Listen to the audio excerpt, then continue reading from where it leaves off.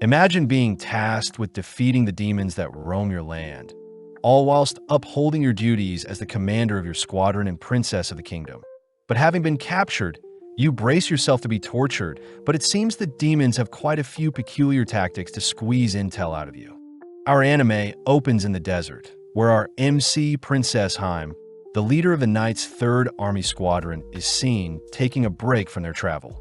One of her knights reports that it'll take another day for travel until they reach the monster they need to hunt, but out of nowhere the creature they've been searching for appears before them.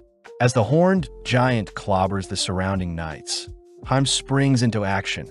Relieved the creature has come to them, with the giant's club destroying and terrorizing the knights. They all seem to despair the creature before them, but Hime draws her blade, heroically firing off some aerial slashes the land directly on the creature.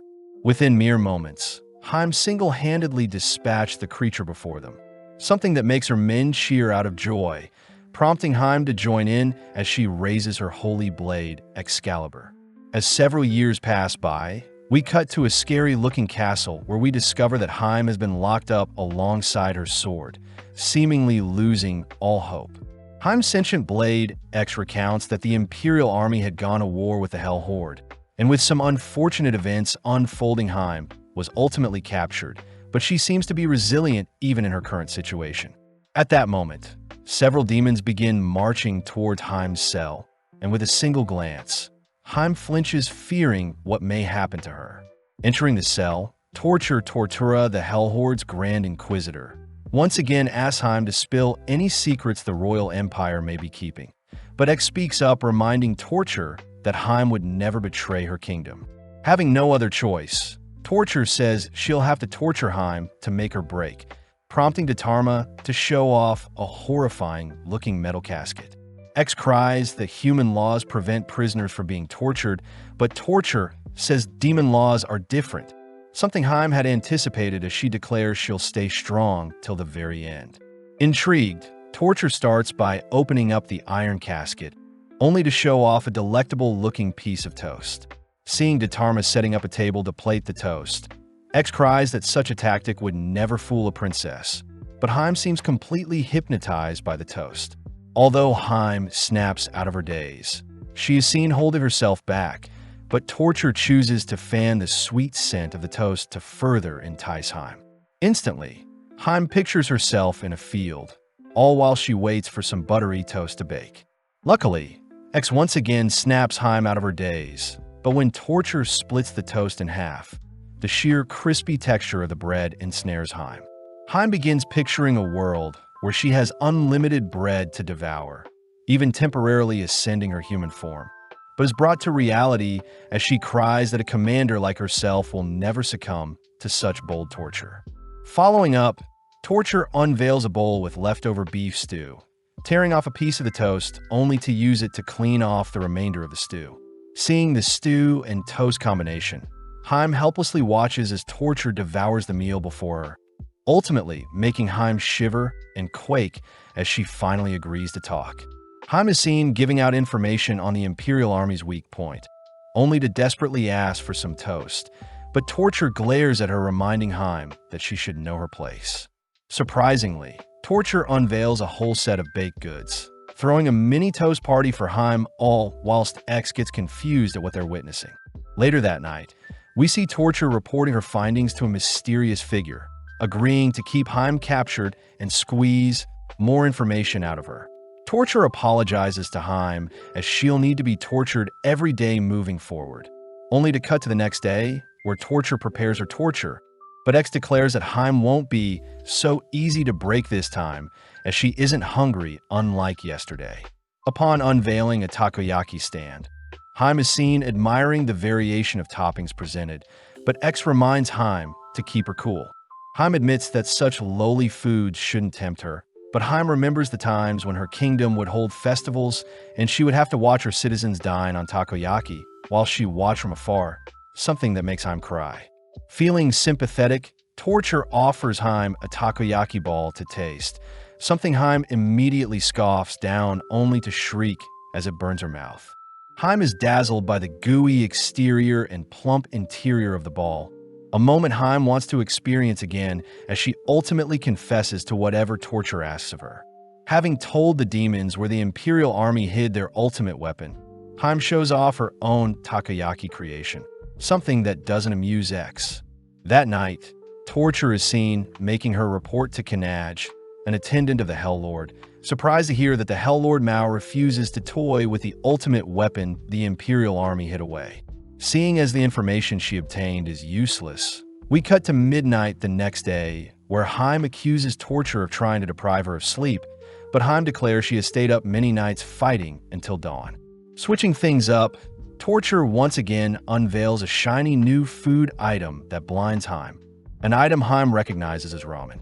Cursing at her own stomach for craving such a glistening meal, X tries warning Heim against such a thing, but Heim is fixated at the creamy broth, apologizing to X as she can't help it. To make things worse, Torture begins to sip on the thick broth, something that makes Heim beg for her own portion, and when Torture begins slurping down the noodles, Heim begins to scream and writhe in pain.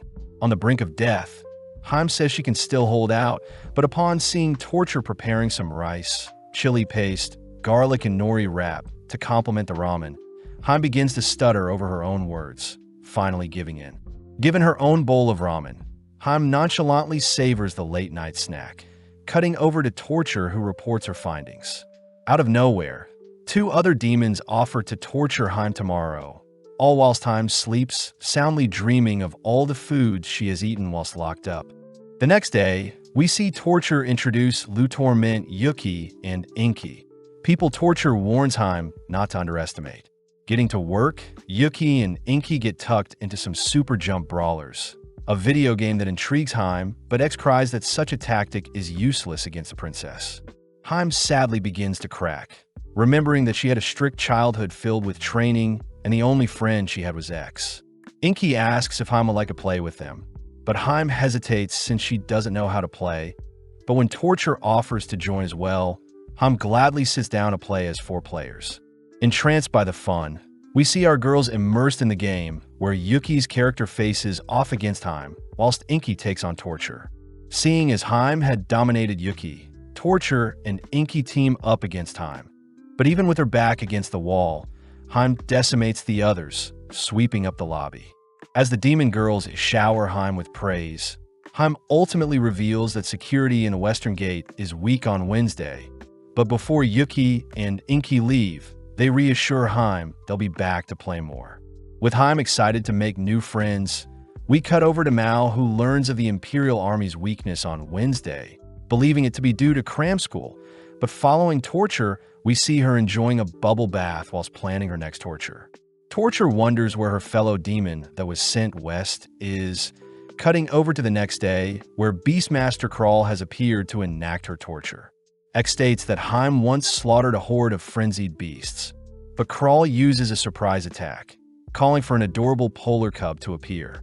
Heim immediately yearns to play with it, all whilst it flounders around playing with a ball.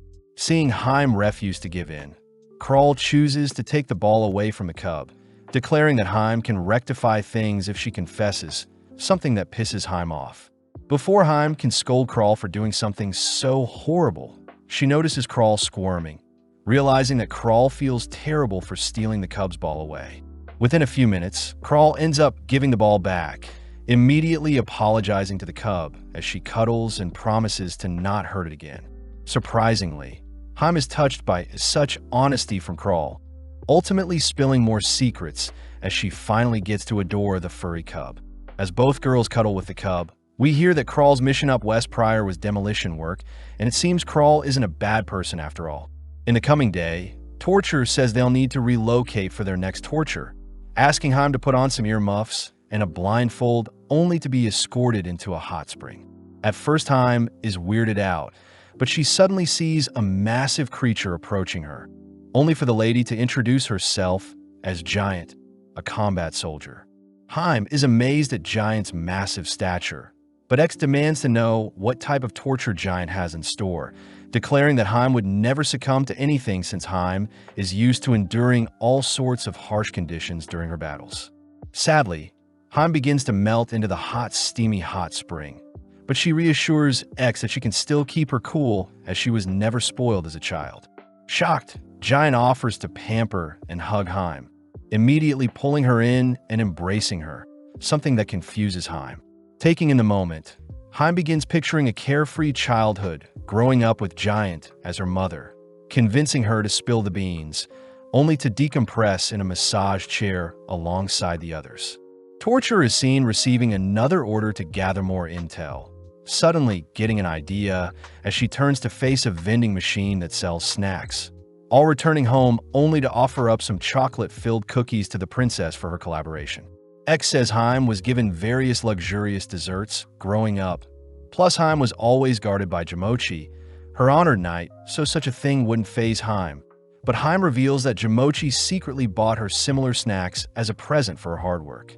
Hime says the gorilla cookies were an expensive snack, and with the same amount of money, she could buy multiple other cheaper snacks, so Torture's tactics won't work on her.